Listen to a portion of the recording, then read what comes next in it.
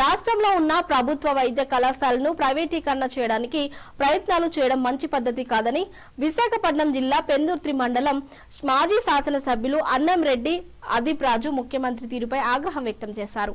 రాష్ట్ర ప్రభుత్వం ప్రభుత్వ వైద్య కళాశాలను ప్రైవేటీకరణ వ్యతిరేకిస్తూ వైఎస్ఆర్ పార్టీ ఆధ్వర్యంలో కోటి సంతకాల కార్యక్రమాన్ని పెందుర్తి నియోజకవర్గంలో పూర్తి చేసుకున్న సందర్భంగా అదీప్ రాజు మాట్లాడుతూ ప్రభుత్వం వైద్యము ప్రజల హక్కు అన్నారు.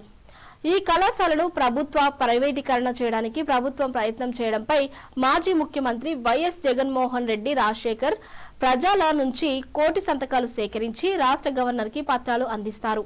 ఈ కార్యక్రమంలో వైఎస్ఆర్ పార్టీ నాయకులు చెరగడం చిన్న అప్పలనాయుడు మరికొంతమంది ముఖ్య నాయకులు పాల్గొన్నారు.